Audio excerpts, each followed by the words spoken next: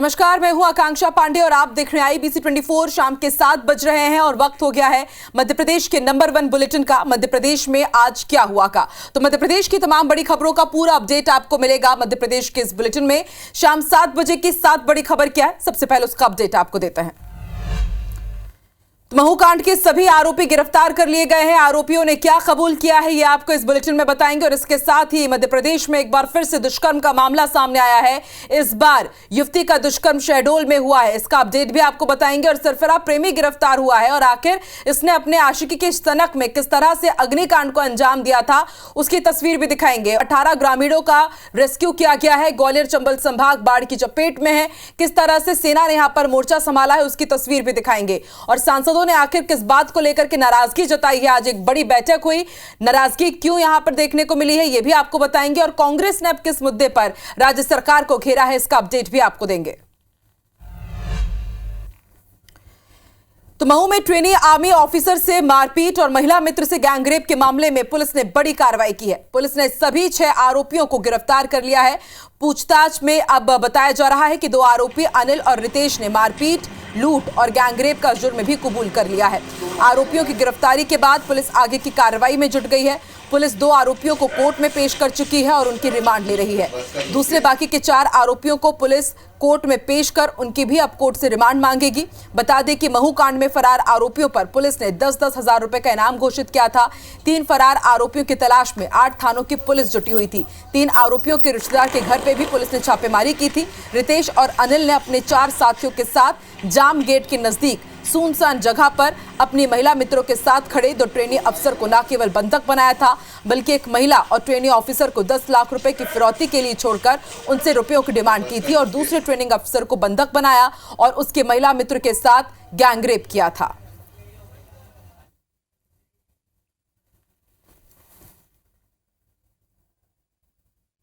के बड़गोंदा थाना क्षेत्र में जो घटना हुई थी उसमें कल तक 3 आरोपी गिरफ्तार हुए थे। 3 उसमें आरोपी बाकी थे, उनको आज गिरफ्तार कर लिया गया है। इस प्रकार जो है पूरे आरोपी इस प्रकरण के गिरफ्तार हो चुके हैं। मुख्य रूप से तो इस घटना के जो मास्टरमाइंड है वो अनिल और रितेश नाम के व्यक्ति हैं। उसके अलावा जितने भी 4 अन्य लोग जो हैं उनके सहयोगी थे, उन्होंने जो है मिलकर इस घटना को अंजाम दिया। इधर शहडोल के गोहपारू थाना क्षेत्र में एक युवती के साथ दुष्कर्म का मामला सामने आया है। आरोपी युवक ने युवती को काम से घर वापस लौटते समय शिकार बनाया। घटना के बाद पीड़िता ने थाने में शिकायत दर्ज कराई है। पीड़िता की शिकायत पर पुलिस ने आरोपी को गिरफ्तार कर लिया है।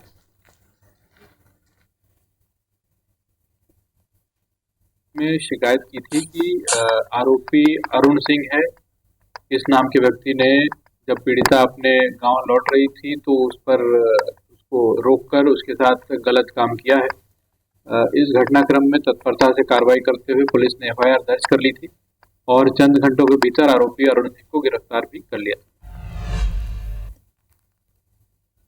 और ग्वालियर से बड़ी खबर आपको बता दें, जीवाजी यूनिवर्सिटी में बड़ी लापरवाही सामने आई है। बीकॉम सेकेंड ईयर के 13 में से 950 छात्रों को 0 नंबर दे दिए गए हैं। 3 सब्जेक्ट में स्टूडेंट्स को 0 मार्क्स दिए गए हैं। विजया राजे गर्ल्स कॉलेज की है ये सभी छात्राएं। उसके बाद छात्राओं ने कुल सचिव चैम्बर के बाहर धरना दिया। बीकॉम फर्स्ट ईयर में टॉप आई जो छात्र हैं उन्हें भी 0 दिया गया है। नासिर गौरी हमारे साथ जुड़ चुके हैं। नासिर, बहुत बड़ी लापरवाही, बीकॉम सेकेंड ईयर में 13 में से 950 छात्राओं को 3 सब्जेक्ट में 0 दे दिए गए हैं और जिन छात्रों ने टॉप किया है उन्हें भी 0। आखिर ये किस तरह से हुआ? देखिए, बड़ी लापरवाही कहा जा सकता है इसको, लेकिन अभी भी जिस तरह से जो अभी प्रदर्शन किया है NSY के साथ में, ये जो छात्रा है जो फेल हो गई है, इन्होंने ये प्रदर्शन किया है। 3 विषयों में इनको 0 दिया गया है, जो किसी के गले नहीं उतर रहा है। और उसके साथ ही जो विजय राजे गर्ल्स कॉलेज है, यहाँ की ये छात्राएं हैं, उन्होंने अल्टीमेटम दिया है कि अगर उनके रिवोल्यूशन नहीं किया गया, दोबारा से जांच नहीं की गई, उसके बाद वो बड़ा प्रदर्शन है यहाँ पर करेंगी और उसके साथ ही भूख हड़ताल पर बैठ जाएंगी। लेकिन शुरुआती दौर में जो जीवाजी यूनिवर्सिटी के जो जिम्मेदार लोग हैं, प्रबंधन के लोग हैं, वो मान रहे हैं कि हाँ कोई बड़ी चूक हुई है, टेबुलेशन का जो चार्ट होता है उसमें कोई ना कोई गड़बड़ी हुई है, जिसके कारण ये नंबर्स में कुछ गड़बड़ी है। हालांकि ये जो छात्राएं हैं उनका कहना है कि एक्सपर्ट से कॉपी चेक करवाए जाए, क्योंकि इतनी बड़ी संख्या में कोई छात्राएं फेल नहीं हो सकती। यानी कि 1300 में से 950 जो छात्राएं हैं उनको 0 मार्क्स दे दिया गया, ये गले नहीं उतर रहा है किसी के भी। ठीक है, देखते हैं नासिर अब कॉलेज प्रबंधन क्या स्टेप लेता है इस पूरे मामले में। शुक्रिया पूरी जानकारी के लिए।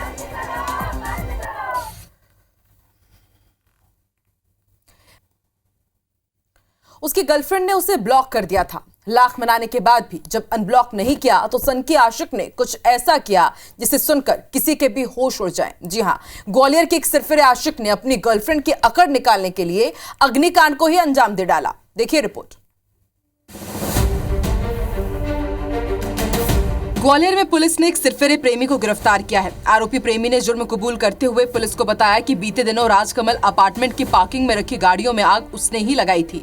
आग की वजह उसी अपार्टमेंट में रहने वाली उसकी गर्लफ्रेंड थी। गर्लफ्रेंड की अकड़ निकालने के लिए ये कांड किया, जिसमें 6 गाड़ियां जल गई थी। मामले में पुलिस ने सीसीटीवी कैमरे खंगाले तो सभी के होश उड़ गए। 2 दिन की कड़ी मशक्कत के बाद पुलिस ने उसे धर दबोचा। संजय यादव किरार करके है जो आरोपी, इसको गिरफ्तार किया गया। इससे पूछताछ की जा रही है। पूछताछ में ये मतलब अभी तक जो उसने बताया है कि कोई इसकी फ्रेंड कोई लड़की सोशल मीडिया पे बातचीत करता था और उसने इसको ब्लॉक कर दिया था। इस बात पर से जो है नाराज होकर इसने उसकी स्कूटी में आग लगाने आया था और स्कूटी के साथ साथ अन्य गाड़ियों में आग लग गई। फिलहाल पुलिस ने आरोपी के खिलाफ मामला दर्ज कर लिया है और आगे की कार्रवाई शुरू कर दी है।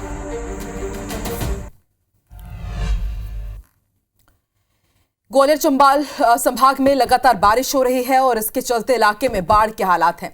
कई गांव टापू में तब्दील हो गए हैं। कुछ तस्वीरें भी हमने आपको दिखाई और हालात इतने खराब हो गए हैं कि अब सेना को मोर्चा संभालना पड़ा और 700 से ज्यादा ग्रामीणों का रेस्क्यू किया गया है। कुछ ग्रामीण तो बाढ़ में 4 दिनों से फंसे हुए थे। देखते हैं रिपोर्ट। ग्वालियर में भारी बारिश के चलते पारसेन गांव में नदी के तेज बहाव में एक मकान बह गया, जिसमें रह रहे 6 लोग बाढ़ में फंस गए। एसडीआरएफ की टीम ने पुलिस और प्रशासन के सहयोग से बाढ़ में फंसे 6 लोगों का रेस्क्यू किया। कई घंटों की मशक्कत के बाद सुरक्षित बाहर निकाला गया। शहर और देहात में बाढ़ जैसी स्थिति बनने पर 18 लोगों को बचाया गया। 6 लोग नदी के दूसरी पार फंसे हुए थे। उनका मकान भी ढह चुका था। उसमें से एक दादाजी अंधे थे, एक बुजुर्ग अम्मा थी जो चल नहीं पा रही थी, एक बच्ची थी, एक भैया थे और उनके माता पिता थे। सभी से यही निवेदन करेंगे कि जब भी पानी बढ़े तो पहले से सुरक्षित स्थान पर पहुंच जाए। वहीं पवाया के मानपुर में 18 लोग बाढ़ में फंस गए थे, जिन्हें बचाने के लिए सेना पहुंची। ये ग्रामीण 4 दिन से फंसे हुए थे। इस दौरान एसडीएम, एसडीओपी और तहसीलदार मौजूद रहे। सभी 18 लोगों को सकुशल बाहर निकाला गया। इसी के साथ जिले में बाढ़ के बीच फंसे लोगों को बचाने का रेस्क्यू ऑपरेशन खत्म हो गया। बता दें, सेना ने 60 से ज्यादा लोगों का दुर्गम इलाकों से रेस्क्यू किया है। कब से फंसे हुए थे, कब लाया गया आपको? अभी लाया गया, 2-3 दिन से फंसे थे। अच्छा, कितना मुश्किल वक्त था वो जब फंसे हुए थे? क्या लग रहा था? क्या लग रहा था जब फंसे हुए थे? डर लग रहा था। डर। कितना मुश्किल था वक्त वो जब पता था? बहुत कठिनाई का था, बहुत घबरा रहे थे। चारों तरफ से पानी आ गया था, रात का टाइम था और नदी बढ़ाए पे जा चारों तरफ, उधर से भी नदी फूट जाती है, इधर से तो रास्ता नहीं है कहीं से भी।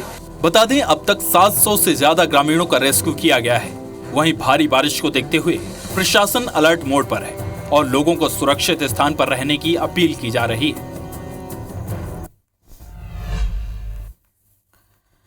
कुछ इसी तरह मुरैना जिले में इन दिनों आसमान से आफत बरस रही है। प्रशासन लाख दावे करे कि हालात सामान्य हैं, लेकिन अब जो तस्वीर आपको दिखाएंगे वो प्रशासन की पोल खोलकर रख रही है। मौत के बाद कैसे जद्दोजहद से शव यात्रा निकाली गई, देखिए रिपोर्ट। मुरैना के अंबा ब्लॉक के अमलीहेड़ा गांव में शमशान घाट का निर्माण तो करा दिया गया है, लेकिन यहां तक जाने के लिए रास्ता का निर्माण आज तक नहीं हो पाया। जब किसी शख्स की मौत हो जाती है तो खेत के रास्ते शमशान घाट तक जाना पड़ता है। बीती रात अमलीहेड़ा गांव में महिला जलदेवी तोमर की मौत हो गई। मृत महिला को शमशान घाट लेकर जाने के लिए कमर तक पानी भरे हुए खेत से लेकर लोग शमशान पहुंचे। इस मामले में कलेक्टर ने जल्द ही समस्या के समाधान की बात कही है। कई सारे ऐसे वीडियो आए हैं, हो सकता है 1-2 दर्जन ऐसे गांव हों जहां ऐसी स्थिति बनी है। 150 मिलीमीटर की बारिश एक दिन में हुई है। अभी मेरी सीओ जिला पंचायत साहब से आज ही बात हुई है। उन्होंने अपने अधीनस्थों को निर्देशित किया है कि शीघ्रता से कार्रवाई करें। थोड़ा सा मौसम ठीक हो जाए तो ऐसी कार्रवाई की जाएगी जो आगे दिक्कत ना हो आम जनता को। इससे पहले भी त्रिपाल लगाकर अंतिम संस्कार करने की तस्वीर सामने आ चुकी है और अब ऐसे 3 फीट पानी से शव यात्रा निकालने की तस्वीर बयां कर रही है कि किस कदर प्रशासन आंख बंद करके कुंभकर्ण की नींद सो रहा है। महाकौशल अंचल में रेलवे के विकास को लेकर जबलपुर में बैठक हुई। बैठक में 7 सांसद और 7 सांसद जनप्रतिनिधि भी शामिल हुए। इस दौरान जबलपुर रेल मंडल की सीमा में आने वाले सांसदों ने अधिकारियों को अपने अपने क्षेत्रों की समस्याओं की जानकारी दी। वहीं भू अर्जन के बदले रोजगार और रेलवे की स्वीकृत परियोजनाओं को समय पर पूरा किए जाने पर जोर दिया। सांसदों ने पश्चिम मध्य रेलवे के महाप्रबंधक और जोन के अधिकारियों के साथ रेलवे की परियोजनाओं के विकास का ब्लूप्रिंट भी तैयार किया और उन पर समय सीमा में अमल किए जाने के निर्देश दिए। बैठक के दौरान कई सांसदों ने रेल परियोजनाओं के क्रियान्वयन में हो रही लेट लतीफी को लेकर जमकर नाराजगी जाहिर की। सीधी सांसद डॉक्टर राजेश मिश्रा ने सिंगरौली, रीवा और ललितपुर सिंगरौली रेल परियोजना का काम जल्द पूरा करने की बात कही और सतना सांसद गणेश सिंह ने कहा कि रेलवे के बनाए गए अंडरब्रिज की इंजीनियरिंग में काफी गड़बड़ी है। हम लोगों ने एक टाइम लिमिट किया है कि हमको हर हालत में जून 2025 तक सीधी तक रेलवे ले जाना है और इस संदर्भ में मैं पूरा प्रयास कर रहा हूँ। मेरी रेलवे के महाप्रबंधक से भी बात हुई है और मैं समझता हूँ कि रेलवे विभाग भी इसके लिए सहमत है। सभी माननीय सांसदों ने अपने अपने क्षेत्रों से संबंधित सुझाव भी दिए।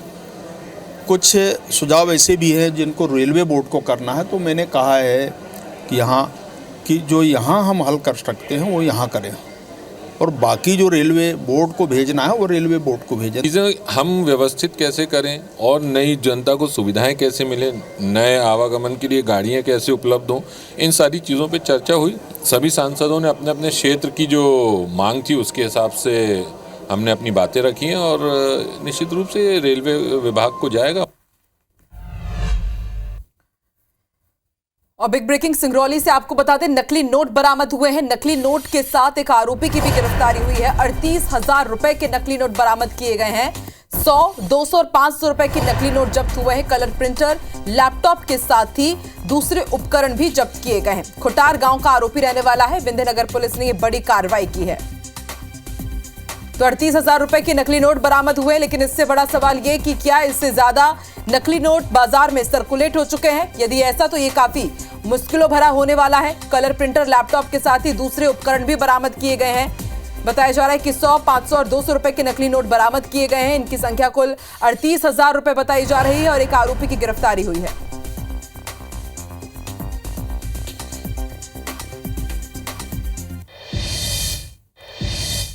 मध्य प्रदेश में इंटरस्टेट आरटीओ चेक पोस्ट बंद होने के बाद नेशनल हाईवे में क्राइम में बढ़ोतरी हुई है। हालांकि पुलिस लगातार कार्रवाई का भी दावा कर रही है। इधर महाराष्ट्र और मध्य प्रदेश को जोड़ने वाले सिवनी जिले का आरटीओ चेक पोस्ट भी बंद है। यहां आरटीओ विभाग दिन में ही वाहनों की जांच करता है और स्टाफ की कमी के चलते रात में चेक पोस्ट बंद कर दिया जाता है, जिसके बाद अवैध गतिविधियों में इजाफा हुआ है। मामले में सिवनी विधायक दिनेश राय मुनमुन का कहना है कि वाहन चेकिंग बंद होने से अपराधों में बढ़ोतरी हुई है। रात में भी वाहनों की जांच के लिए मुख्यमंत्री से चर्चा होगी।